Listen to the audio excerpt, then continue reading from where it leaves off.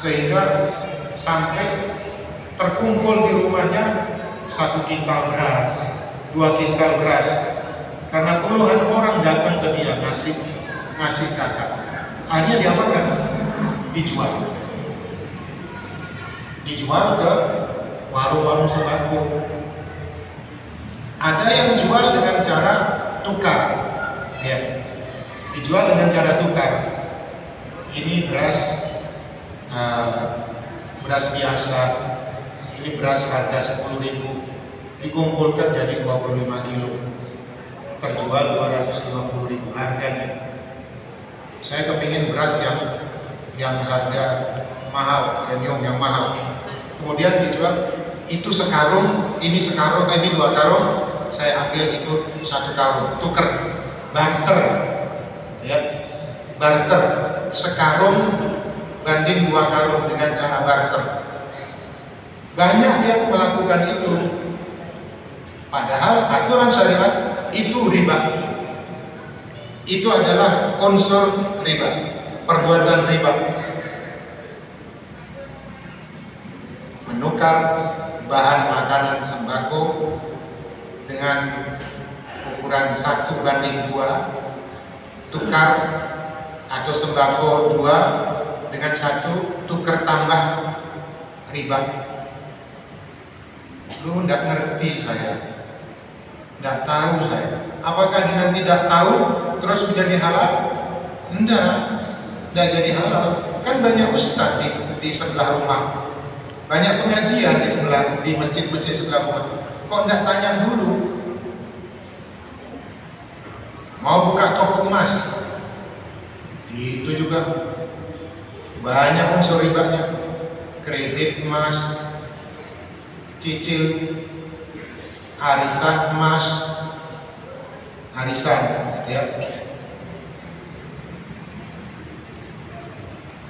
Mau muamalah, ada pengajian-pengajian yang isinya arisan, ada juga, ya, pengajian. Nah, sekarang ini sudah agak bergeser. Kalau tidak diisi dengan arisan kurang menarik pengajiannya.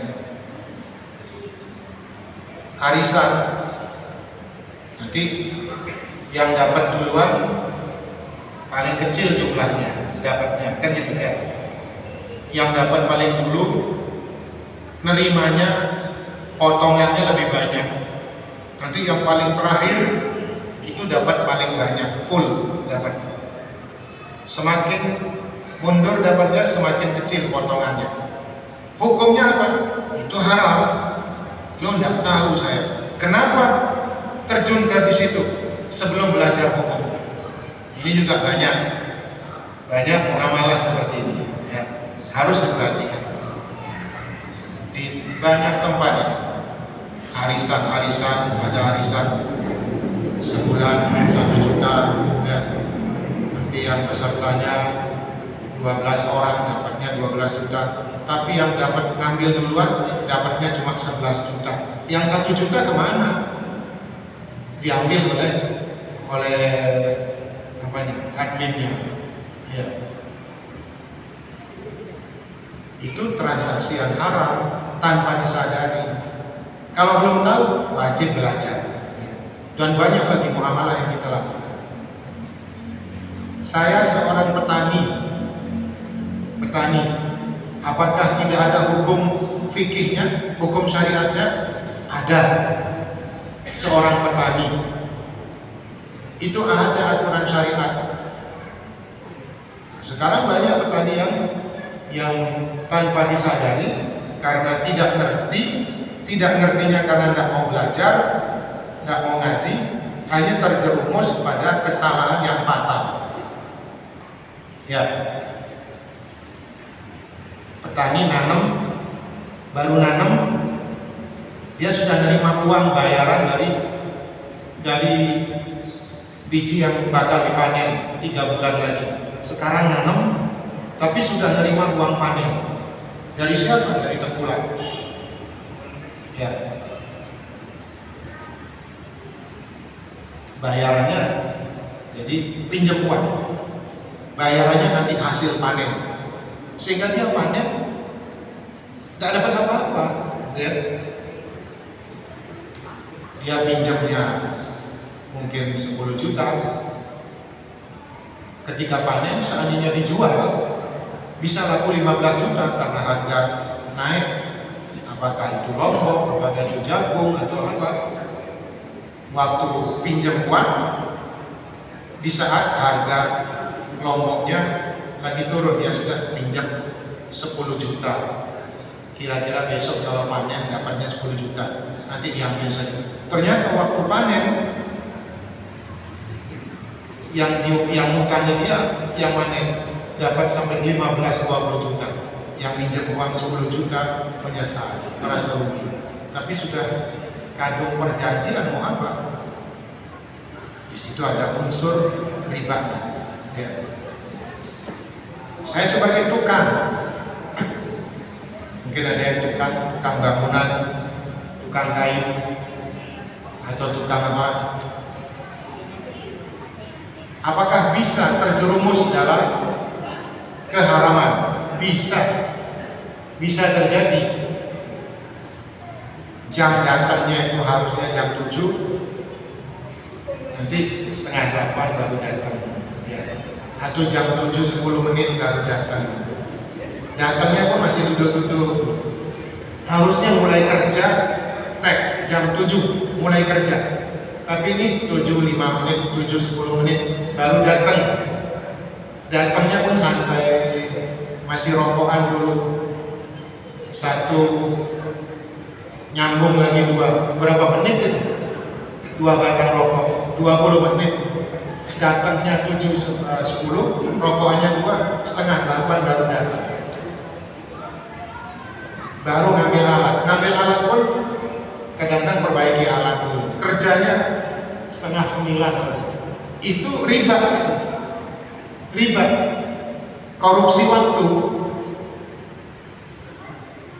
Saya sebagai karyawan di kantor, sebagai guru kerja di kantor, mungkinkah saya makan makanan haram dari hasil kerja di kantor? Bisa.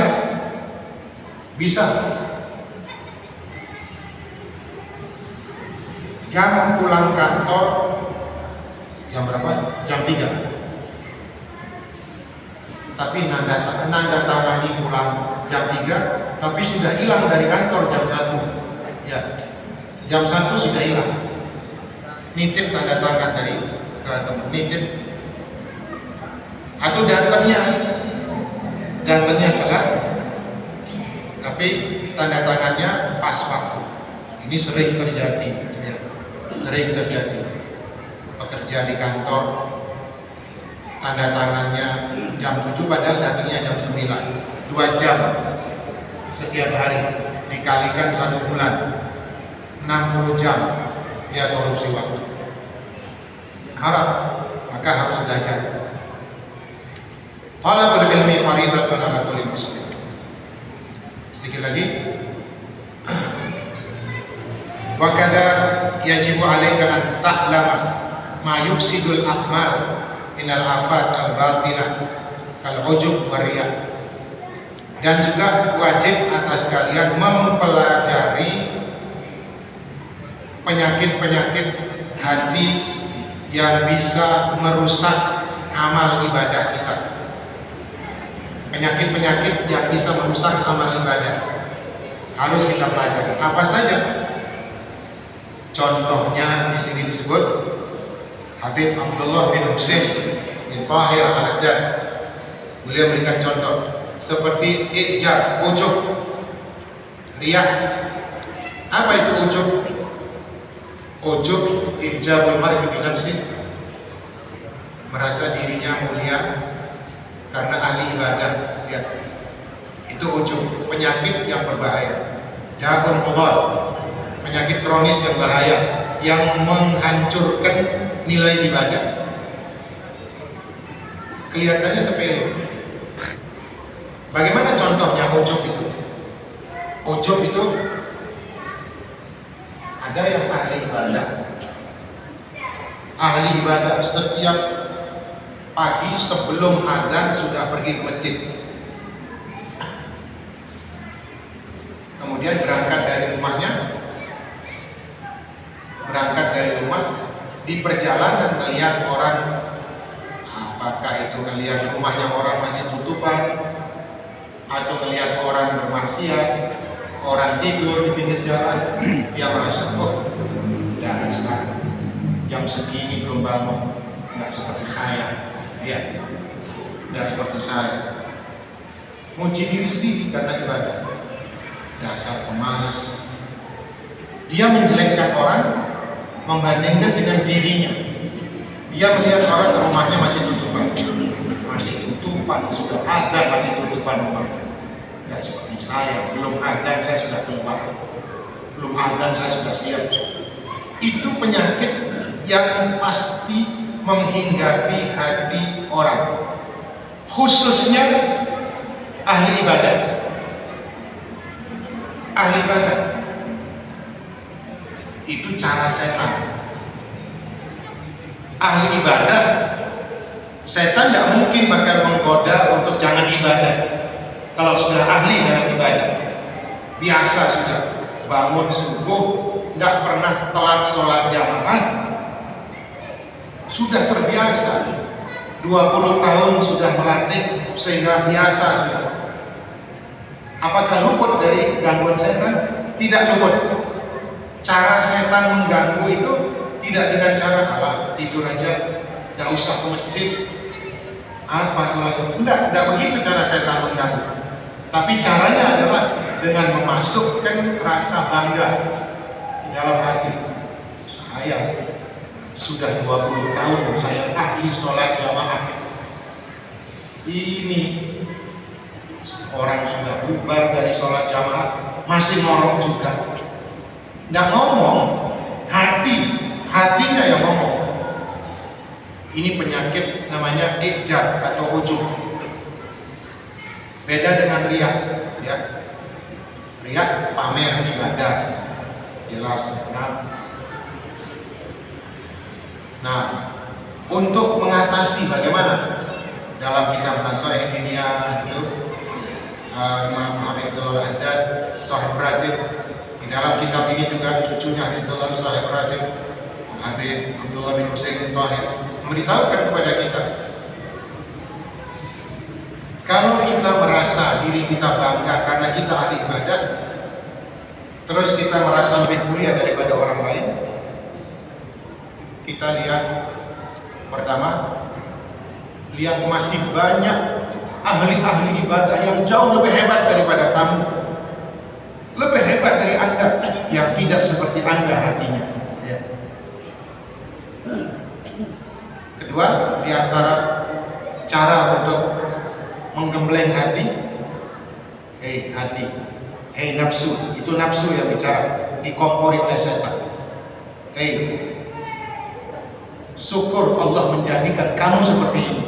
Kalau Allah mau, Allah jadikan kamu seperti dia. Ya. Kalau Allah mau, Allah jadikan kamu seperti dia yang kamu hina. Itu diantara obat gembleng hati kita. Syekh Abdul Qadir Al-Jailani, kok melirikan Abdul Qadir? Syekh Abdul Qadir Jailani, ya. Ini mastur, Habib ini mastur. Habib Abdul Qadir Jailani itu yang masyhur di mana-mana. Beliau suatu saat jalan dengan beberapa orang pengikutnya, muridnya, ketemu dengan satu orang mabuk dalam keadaan kelek, mabuk karena minum minuman keras. Abdul Qadir, Syekh Abdul Qadir Jailani semakin dekat, akhirnya sangat dekat dengan orang itu. Kepingin tahu siapa orang ini, mau menasehati, mau mengobati, tapi tiba-tiba orang itu bertanya terus. Yang mabuk ini tanya, melihat Abdul Qadir Jailani, tanya, ya Abdul Qadir, ya Abdul Qadir. Artinya, hamba Allah yang maha mampu. Ya. Al-Qadir, maha mampu. Ya Abdul Qadir, Aqadirun Rabbuka, wahai Abdul Qadir, apakah Tuhanmu mampu? Pertanyaannya begitu. Ini orang mabuk, tapi orang yang bakal menjadi ahli ma'rifah dengan caranya Allah. Aqadirun Rabbuka, apakah Tuhanmu mampu? Murid-muridnya kan tanya, mampu apa? Pertanyaannya belum sempurna. Kalau dalam pelajaran nahwu, grammar bahasa Arab, belum namanya kalam, belum jumlah mufidah. Aqadirun Rabbuka, apakah Tuhanmu mampu? Yang lain bertanya, dalam arti mampu apa? Mampu apa? Tapi Abdul Qadir jawab, na'am qadirun, ya mampu, sambil senyum. Ya. Tanya lagi dia, ya Abdul Qadir, aqadirun Rabbuka, wahai Abdul Qadir, apakah Tuhanmu mampu? Yang pertama Abdul Qadir Jailani ditanya, jawab sambil senyum. Kemudian yang kedua jawab lagi, na'am qadir, biasa, nggak senyum, biasa saja. Ketiga tanya lagi, pertanyaan yang sama, ya Abdul Qadir, aqadirun Rabbuka, apakah Tuhanmu mampu? Abdul Qadir Jailani langsung nangis, dengan terbata-bata beliau menjawab, na'am qadir. Kan membingungkan.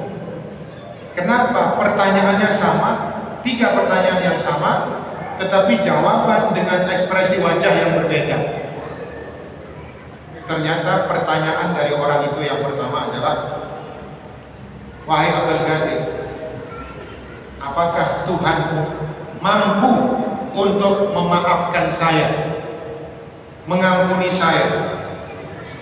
Abdul Qadir Jailani menjawab dengan senyum, na'am qadir, sangat mampu Allah mengampuni kamu.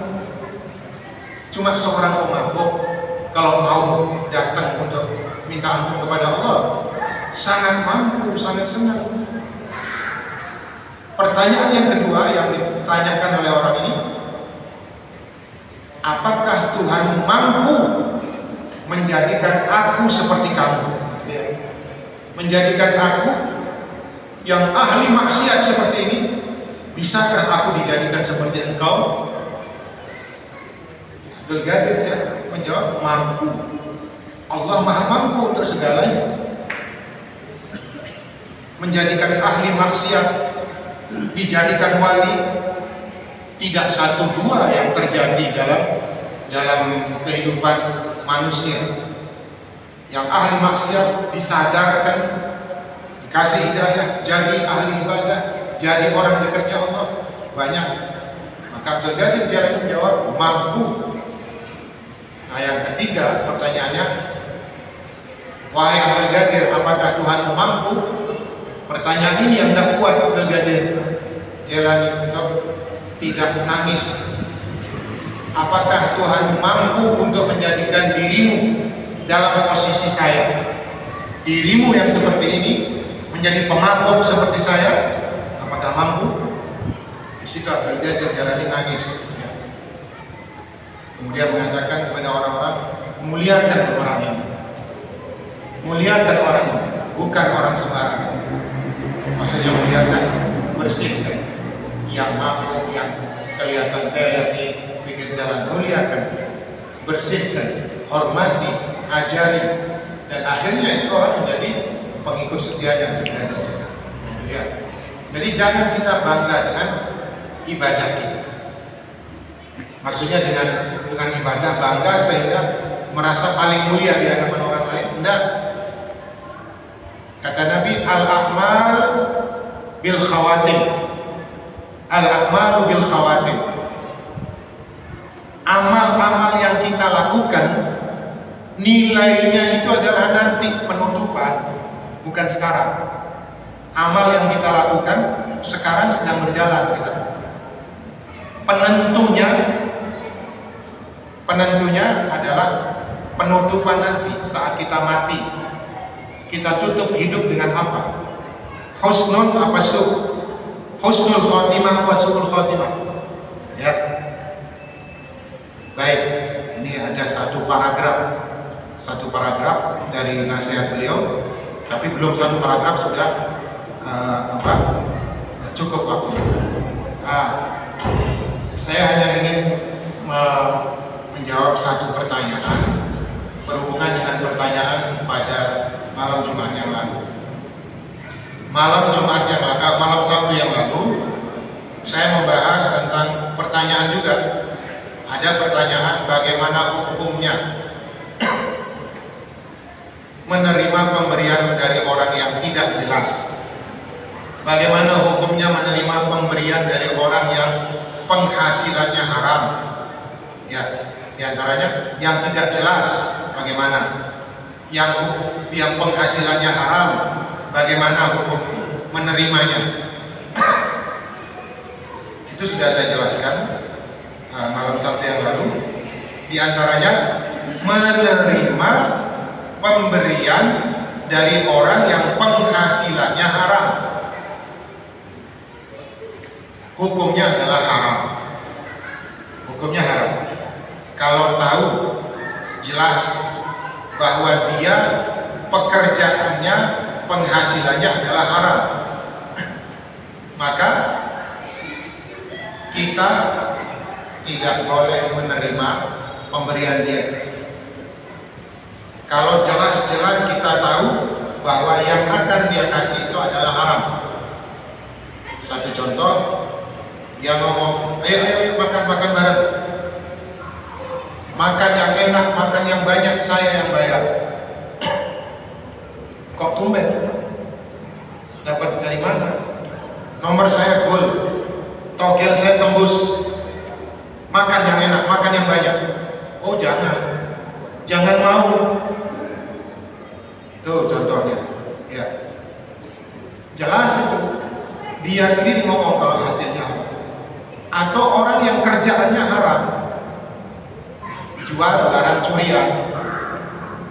Kita tahu bahwa uang yang dia mau kasihkan kepada kita hasil nyolong, hasil mencuri. Hukum menerimanya haram. Apakah hukum menerima hadiahnya saja yang haram? Tidak, bukan hanya itu.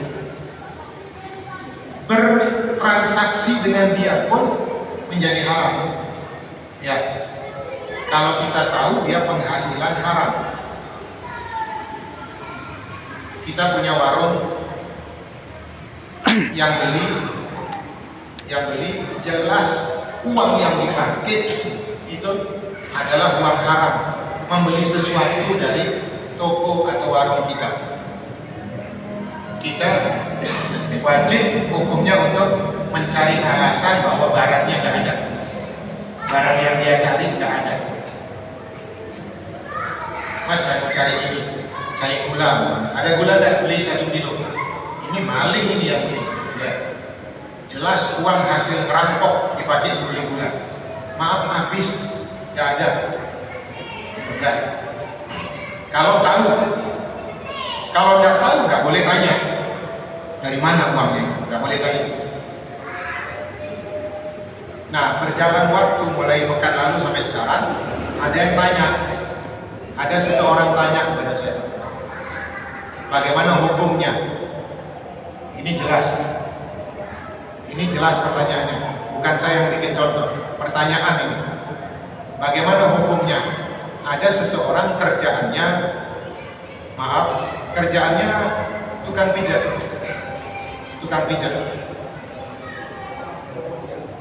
Tapi yang datang sebagai pasiennya lawan jenis. Maaf ya, pelacur.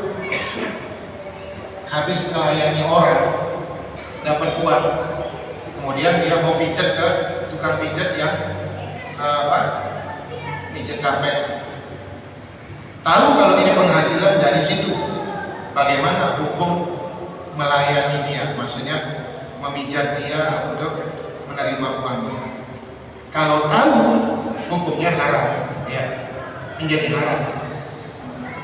Jadi pada pekan yang lalu kan saya memberikan contoh seorang pedagang asongan, pedagang nasi bungkus, pedagang air, jualannya ke lokalisasi.